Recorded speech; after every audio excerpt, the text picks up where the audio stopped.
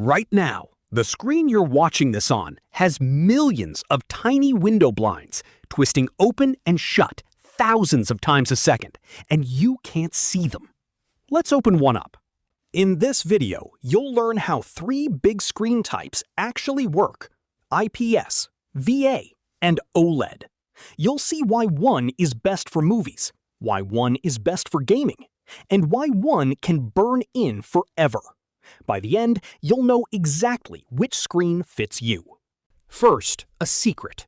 Most screens don't make their own light. They use a backlight. Think of a flashlight, always on, behind the screen. In front of that flashlight sit liquid crystals. A liquid crystal is a tiny gate. It can twist open or twist shut. When it opens, light passes through. When it shuts, light gets blocked. Millions of these gates sit side by side. Each one is 1 pixel, twisting, blocking, and passing light thousands of times every second. That's how a picture forms. Now here's the twist. Not every screen twists its crystals the same way. IPS twists them sideways. VA twists them up and down. And OLED skips crystals completely. It makes its own light. These three choices create three totally different viewing experiences. Let's break each one down. IPS stands for in-plane switching. That just means the crystals lie flat and twist sideways. This gives IPS screens a superpower: wide viewing angles. You can look at an IPS screen from the side. The colors barely change. That's why IPS is used in phones, laptops, and design monitors. But IPS has one weakness: black. On a standard IPS screen, true black looks more like dark gray. Some light always leaks through, even when crystals try to close fully. This leak has a nickname: IPS glow.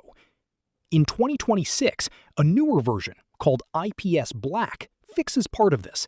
It roughly doubles the contrast, but it still can't match the deepest blacks out there. VA stands for vertical alignment. The crystals stand straight up instead of lying flat. Standing up blocks light far more completely. That means deeper, darker blacks. A good VA screen can reach contrast levels 3 to 5 times higher than standard IPS. In a dark room, VA blacks can look shockingly close to OLED. That's a huge deal for horror games and night scenes in movies. But VA has a hidden weakness: speed. In very dark scenes, VA crystals can be slow to twist. This creates a trailing effect called smearing. Imagine dragging your finger through wet paint.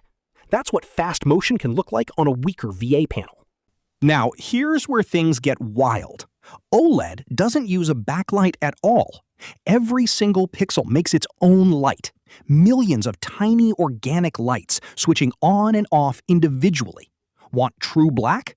Just turn that 1 pixel off completely. Not dim, off. Zero light. That's why OLED contrast is called infinite. There's no number big enough to measure it. OLED is also incredibly fast, about 0.03 milliseconds per pixel switch. Compare that to roughly 1 millisecond for fast IPS or VA. That's over 30 times faster. Motion looks almost perfectly smooth. But OLED has one famous risk: burn-in. If the exact same image, like a logo or a taskbar, stays in one spot for a very long time, those specific pixels can wear down faster than the rest. The image can leave a faint, permanent ghost. Quick pause. If you're learning something new right now, hit like. It helps this video reach more curious people like you. And subscribe, because we break down one cool tech secret every single week. Okay, let's keep going, because next, we need to talk about speed. Let's line all three up in a race. Response time means how fast 1 pixel can change color.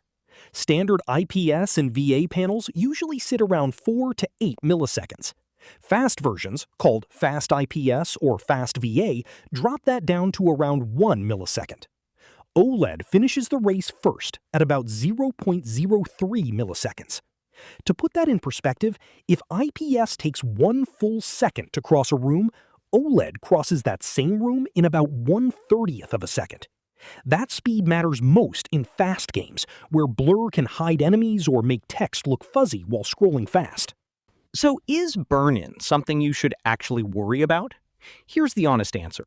For normal use, watching videos, browsing, playing varied games, the real risk in 2026 is low.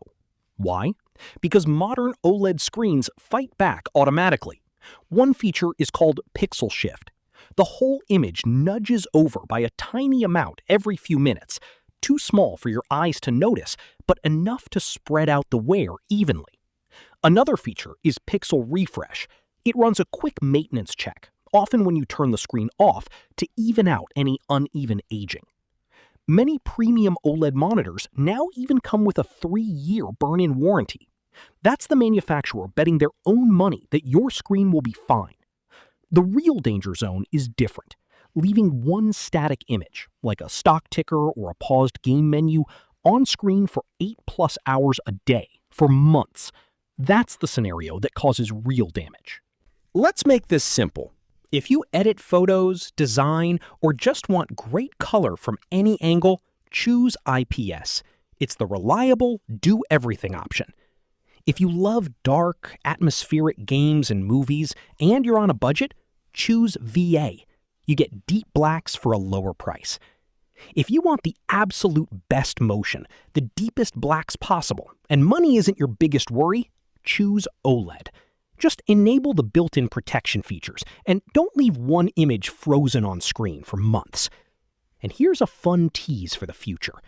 Some 2026 manufacturers are already building hybrid panels that try to combine VA's deep contrast with IPS's accurate color, all in one screen. The line between these technologies might blur even more soon. So now you know. Every screen you look at is either bending light through tiny twisting crystals or lighting itself up, pixel by pixel. 3 different technologies, 3 different trade-offs. And now you can actually explain why. If this helped you understand your own screen better, subscribe for more videos like this. And tell me in the comments, which screen type are you using right now? And are you happy with it? Also, curious how these same tiny crystals somehow bend to create full 3D depth on new glasses-free 3D monitors? That's a wild rabbit hole. We'll open it up next time. See you in the next video.